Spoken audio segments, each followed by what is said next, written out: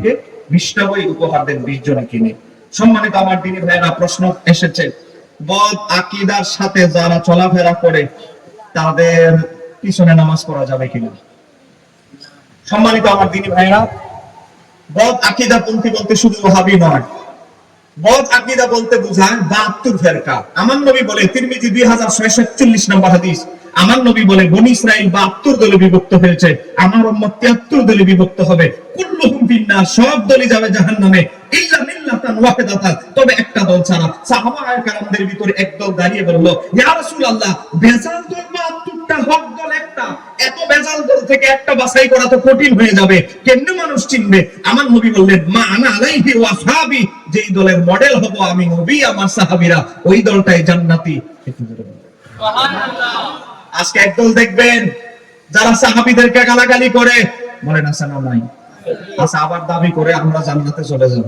আহা, জান্নাতি দলের লোকেরা কখনো সাহাবীকে গালাগালি করতে পারে না, নবীর সামনে বেয়াদবি করতে পারে না। এবার আসে ফতোয়া আলমগীরের ভিতরে এসেছে, আবু দাউদ শরীফের হাদিসের ভিতরে এসেছে, আল্লাহ হাবিব সাল্লাল্লাহু আলাইহি ওয়াসাল্লাম বলেছেন, কোন বাতিল পন্থীর সালামের জবাব দেওয়া যাবে না। আল্লাহ হাবিব সাল্লাল্লাহু আলাইহি ওয়াসাল্লামের সাহাবী আব্দুল্লাহ ইবনে মাসউদ রাদিয়াল্লাহু তাআলা থেকে বর্ণিত, তাকে একজন লোক সালাম দিলেন। আব্দুল্লাহ ইবনে মাসউদ বলে, তোমার সালামের জবাব আমি দিব না। আব্দুল্লাহ ইবনে মাসউদ এই কথা বলার পরে ওই ব্যক্তি বললেন, কেন আমার সালামের জবাব দিবেন না? কারণ তুমি বাতিল পন্থী হয়ে গেছো, তুমি নাকি তাকবীর অস্বীকার করো। এটা হলো একটা বাতিল ফেরকার আলামত। আল্লাহর নবী ওই ফেরকার নাম দিয়েছেন কাদারিয়া। অতএব তোমার সালামের জবাব আমি দিব না এবং নিব না। ইমাম সাতিবী কিতাবুল ইতিসামে উল্লেখ করেছে। তার মানে কি, বাতিল পন্থী যদি যে কোনো বাতিল পন্থী হোক, সে সালাম দিলে তার সাথে তার সালামের জবাব দেওয়া যাবে না। এখানেই শেষ নয়, সহিহ ইবনে হিব্বানে হযরত আনাস ইবনে মালিক থেকে বর্ণিত, কেউ যদি 72 ফেরকায় সংযুক্ত হয়ে যায়, আমার নবী বলে তার সাথে বসবে না, তার সাথে খাবে না, তার সাথে আত্মীয়তা করবে না। কেন করবে না? আত্মীয়তা করলে তোমাকে মনে করেন অনেক জায়গায় এক বিআই আরেক বিআই এর দাওয়াত দিছে, এক বিআই হলো সুন্নি, আরেক বিআই হলো ওয়াহাবি।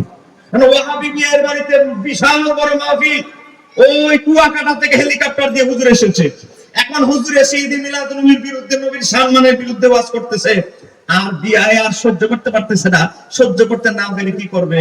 বিশৃঙ্খল হলে আবার বিআই কষ্ট পাবে। আত্মীয়তার শরমে, আত্মীয়তার খাতিরে ওই হক কথা চেপে যাচ্ছে। এই যে একটা দুর্বলতা, আত্মীয়তার কারণে হক কথা, নবীর শানে বেয়াদবি করছে, সে প্রতিবাদ করতে পারছে না। দুর্বলতা কি? আর এই বিআই বাড়িতে এসে বিআই বলবে, আপনি আমার মাহফিলটা এলাকায় গন্ডগোল করে দিলেন, হক কথা কি বলতে গেলেন আপনি? এখন আপনি যদি আত্মীয়তা করতে যান, আপনার মেয়ে সুন্নি, বিয়ে দিয়েছেন খারিজি ফ্যামিলির সাথে, আহলে হাদিস এক ছেলের সাথে, এখন ছেলে খাইতে গেলে বেদাত, বসতে গেলে বেদাত, মারা গেছে এক লোক, সেখানে 1 ডজন বেদাত, 4 দিনের অনুষ্ঠানে গেছে, এখানে একটা বেদাত, কবর জিয়ারত করতে গেছে, এখানে 1 ডজন বেদাত। আপনার মেয়ে বলবে, কি জামাই গেছে, আমার আব্বা বিয়ে দিল, জামাই দিয়ে উঠতে বসতে শুধু বেদাত আর শিরিক বলে। এক কথা বলেন, এখানে ঠিক কি না? অতএব ওয়াহাবিদের পিছনে নামাজও পড়া যাবে না, তাদের সাথে বসাও যাবে না, আত্মীয়তা করা যাবে না, সালামও দেওয়া যাবে না। এটা আবু দাউদ শরীফ সহ বাংলা একটা বই আছে, আলা হযরতের ইরফানে শরীয়ত, সূচিতে দেখবেন ওয়াহাবিদের পিছনে, বাতিলের পিছনে ইক্তেদা করার বিধান কি। আলা হযরত 7টা হাদিস দিয়ে, 6টা ফিকহের ইবারত দিয়ে হানাফি প্রমাণ করেছেন, কোন পুস্তকে রাসূল বাতিল পন্থীর পিছনে নামাজ পড়া বৈধ হবে না।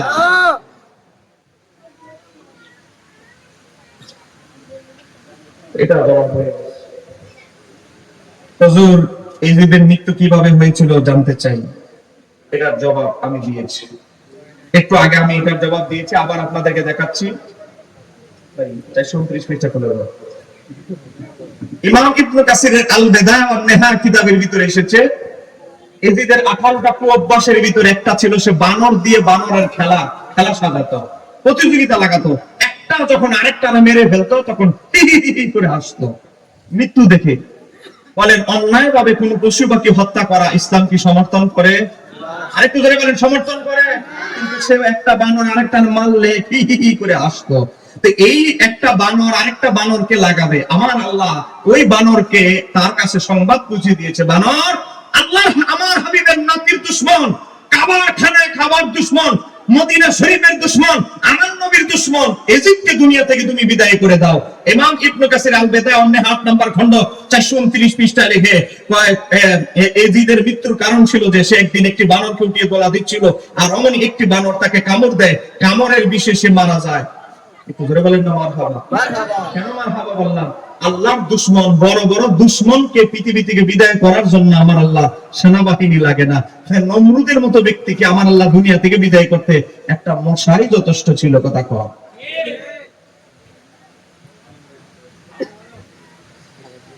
প্রশ্ন করেছে অনেকে বলে ইমাম হুসাইনের শাহাদাতে এজিদ জড়িত নন, সঠিক কোনটি জানতে চাই। প্রশ্নটা অনেক লম্বা, যেহেতু আমার বড় ভাই চলে এসেছে, বরাবর 3টা বেজে গেছে। ভাই যদি অনুমতি দেন 5 মিনিটে 2টা প্রশ্নের উত্তর দিয়ে দিচ্ছি।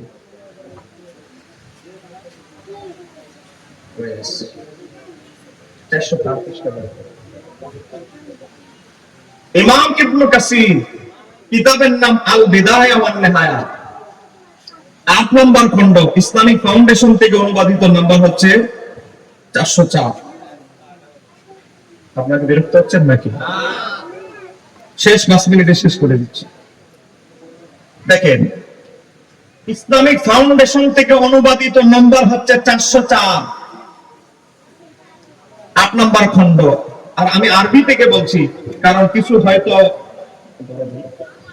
হয়তো বলবো হুজুর বাংলা বই দেখা, আমি আরবি বলছি। এজিদের 3 বছর ক্ষমতায় 3টা অপকর্ম করেছে। 1 নম্বর, প্রথম বছর ইমাম হুসাইনকে শহীদ করেছে।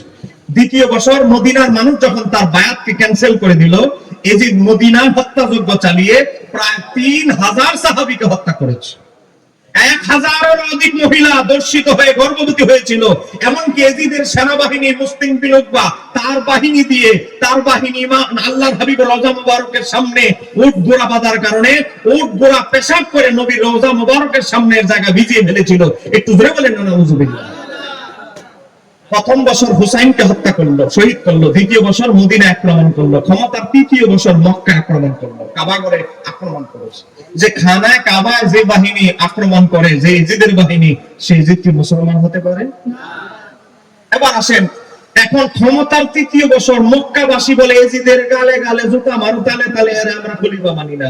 এজিদ বলে সারা বিশ্ব যদি আমার হাতে থাকে, মক্কা যদি আমার হাত ছাড়া হয়ে যায়, এই ক্ষমতা থাকার চেয়ে না থাকাই তো ভালো। মক্কা যেভাবে হোক, এখানে যেহেতু হজ হয়, ফরজ একটা বিধানের অন্তর্ভুক্ত, মক্কা আমার দখলে আনতেই হবে। এজিদ বিশাল বড় সেনাবাহিনী গঠিত করলো।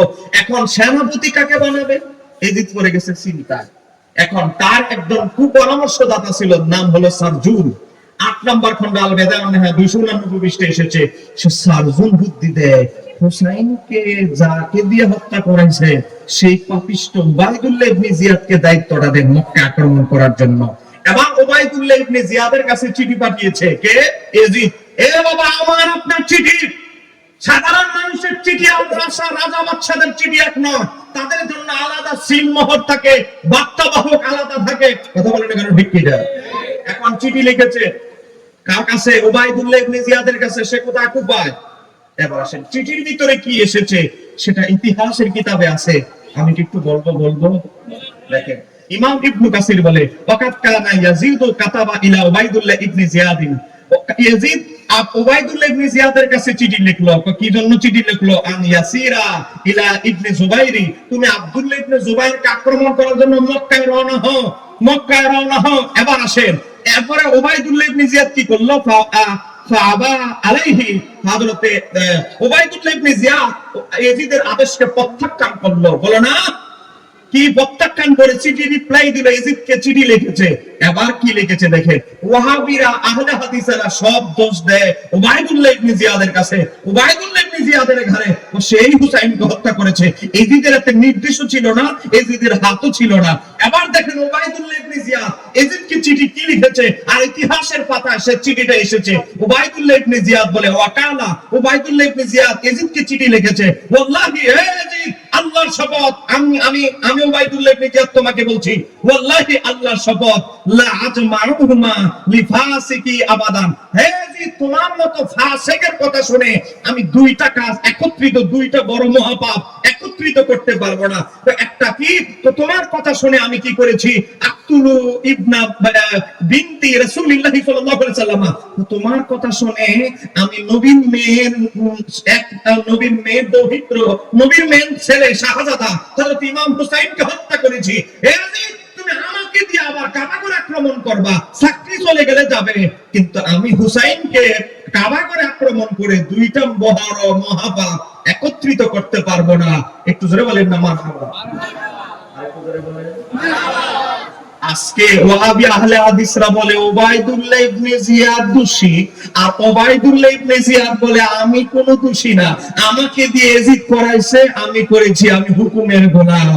এ আমার বাবারা ফেরা, আজকে ইমাম ইবনে কাসিরের আল বিদায়া ওয়ান নিহায়া 8 নম্বর খণ্ডের 404 পৃষ্ঠায় আমি যে আরবিটা পড়েছি এই অনুবাদটি ওরা হয়েছে। দেখেন, ইতিপূর্বে ইয়াজিদ উবাইদুল্লাহ ইবনে জিয়াদকে পত্র লিখেছেন, সেজন্য আব্দুল্লাহ ইবনে জুবাইরকে মক্কা অবরোধ করার জন্য সেখানে আগমন করে, কিন্তু উবাইদুল্লাহ ইবনে জিয়াদ তার আদেশ অমান্য করে বলে, আল্লাহর শপথ, আমি এজিদের নয়, এর ফাসিক লোকের জন্য দুইটি মারাত্মক কাজ একত্রিত করতে পারবো না। একটি হলো রাসূলের কন্যার পুত্রকে হত্যা করা, দ্বিতীয়টি হলো মহাসম্মানিত বাইতুল্লাহর বিরুদ্ধে যুদ্ধ করা। জোরে কন্যা মারহাবা।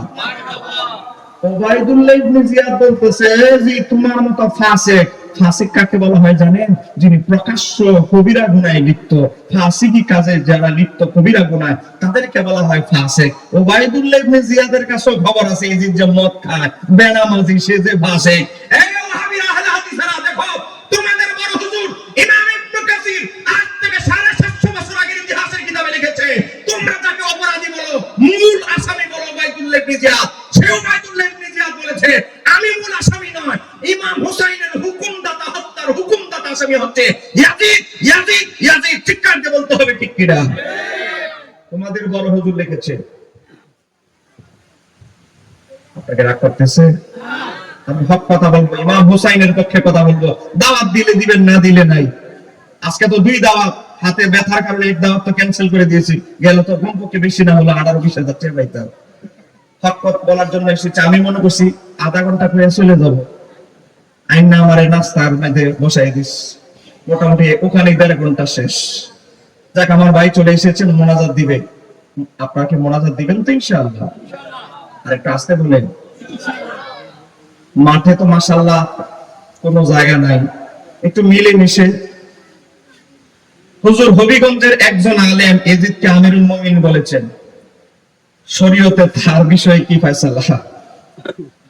দেখেন, আমাদের রিসেন্টলি এই কয়েকদিন আগে হবিগঞ্জের দারুস সুন্নাহ কামিল মাদ্রাসা আছে, সেই মাদ্রাসার একজন আরবি শিক্ষক কালো ফাকরি টাকরি লাগায় বড় হুজুরের বেশ ধইরা ফেসবুক লাইভে এসেছে। লাইভে এসে সে বলতেছে এজিদ আমিরুল মুমিনিন। একটু জোরে বলেন না, নাউজুবিল্লাহ। আর একটু আস্তে বলেন। যেহেতু রাত অনেক হয়ে গেছে, আমি আপনাদেরকে বিরক্ত করব না, শুধু একটা দলিল আপনাদেরকে দিচ্ছি। দেখেন, ইমাম শামসুদ্দিন জাহাবি, যার আসমাউর রিজালের কিতাব না পড়লে কোন আলেম কখনো আলেম হতে পারে না, সে ইমাম শামসুদ্দিন জাহাবি একটি 69 খণ্ডে একটি আসমাউর রিজালের তারিখের কিতাব লিখেছেন, নাম হচ্ছে তারিকুল ইসলাম। ইমাম জাহাবি আরেকটি আসমাউর রিজালের কিতাব লিখেছেন, নাম হচ্ছে সিয়ারুল আলামিন নুবালা। এমনকি ইমাম ইবনে হাজার আসকালানী, যার বুখারীর ব্যাখ্যা গ্রন্থ না পড়লে কেউ আলেম হতে পারে না, তার লিখিত কিতাব তাহজিবুত তাহজিব, তার লিখিত কিতাব লিসানুল মিজান। এমন ইমাম ইবনে হাজার হাইতামি মক্কি, কিতাবের নাম আস-সাওয়াইকুল মুহরিকা।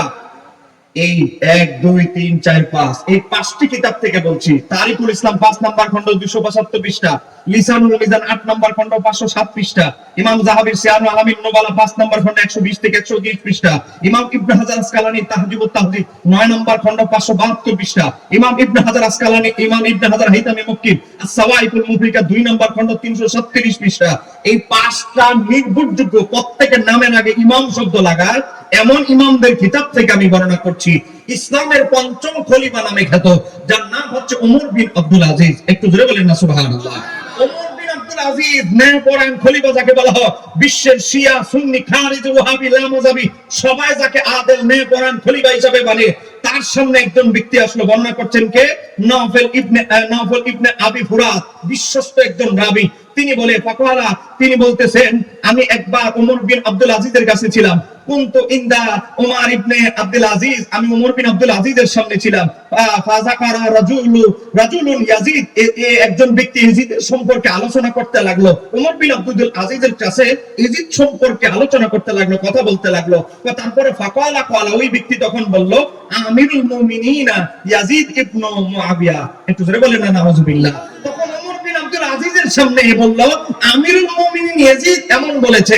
এই কথা যখন বলল ফাকালা, তখন ওমর বিন আব্দুল আজিজ তখন বলল তাকুলু আমিরুল মুমিনিন, তুমি ইয়াজিদকে আমিরুল মুমিনিন বললা? হ্যাঁ পাপিষ্ট, তুই পাপিষ্ট, ইয়াজিদকে কেন আমিরুল মুমিনিন বলেছিস? তারপরে দেখেন ইতিহাসের কিতাবে বিশুদ্ধ সনদে এসেছে ওয়া আমানাতিহি, তখন তিনি আদেশ করলেন ফাদুরিবা 20 সাওতান, হ্যাঁ আদেশ করলেন সৈন্যকে বেত নিয়ে আসো, শাস্তি দেওয়ার বেত। বেত এনে খেজুর গাছে বেঁধে তাকে 20টা বেত্রাঘাত করা হলো। শুধু ইয়াজিদকে কেন আমিরুল মুমিনিন বললা? আমরা বলবো এই যুগে যদি ওমর বিন আব্দুল আজিজ থাকতো, এই মৌলবী পাগড়ি পরা মৌলবী তাকেও খেজুর গাছে বেঁধে 20টা বেত্রাঘাত করতো। ঠিক কারণে বলতে হবে, ঠিক কিনা? আরেকটু ধরে বলেন ঠিক কিনা? আমার বাবারা ভাইরা দেখেন, ইমাম ইবনে কাসির আল বিদায়া ওয়ান নিহা 8 নম্বর খণ্ড 429 পৃষ্ঠা বের করো। দেখেন 429 পৃষ্ঠার ভিতরে ইমাম ইবনে কাসির 700 বছর আগে ইমাম ইবনে কাসির লেখে, আমার ভাই এখানে আছে, আমি যদি ভুল তথ্য দিয়ে যাই তিনি ধরবে। 8 নম্বর খণ্ড 429 পৃষ্ঠায় লেখা হয়েছে ইয়াজিদ প্রতিদিন সে মদ পান করত। একটু জোরে বলেন না নাউযুবিল্লাহ। আচ্ছা বলেন, প্রতিদিন যে মদ খায় সে ইয়াজিদ কি মুমিনদের আমির হতে পারে? মুমিনদের নেতা হতে পারে? আমার মনে হয় যে হুজুররা ইয়াজিদকে আমিরুল মুমিনিন বলে, মদখোর ইয়াজিদকে আমিরুল মুমিনিন বলে, আমাদের মনে হয় ওই হুজুরদের কাছে হয়তো গোপনে মদ সাপ্লাই হতো। কথা কোন কেন ঠিক কি না? কারণ মদখোরের দালাল কখনো কোনো ভালো লোক করতে পারে? ধরে বলেন ফেন্সি রুকোর মদখোর গাঞ্জাখোরের দালাল কি সমাজে কোনো ভালো লোক করে? আর কাঞ্জু টিভি গাঞ্জাখোরের দালালি করে, এক ফেন্সি রুকোর এক মদখোরের দালালি করে। ঠিক কি না? অতএব এই হবিগঞ্জের মৌলবীকে বলবো প্রকাশ্যে তুমি তওবা করো, প্রকাশ্যে তওবা করো। যদি ইসলামী আইন থাকতো, ওমর বিন আব্দুল আজিজের শাসন আমল থাকতো, খেজুর গাছে বেঁধে তোমাকে 20টা বেত্রাঘাত করা হতো। এই কথা বলেন না কেন? ঠিক কি না? আল্লাহ সুবহানাহু ওয়া তাআলা আজকের আলোচনা কবুল করুন, সবাই বলেন আমিন। আমার আলোচনা থেকে কে কি কষ্ট পেয়েছে? আমি ইমাম হুসাইনের পক্ষে কথা বলেছি, কারো গায়ে লাগলে কিছু করার নাই, দাওয়াত না দিলে নাই দিবেন, কোনো অসুবিধা নাই। এছাড়া কি কারো কোনো প্রশ্ন আছে? আসসালামু আলাইকুম ওয়া রাহমাতুল্লাহি ওয়া বারাকাতুহু।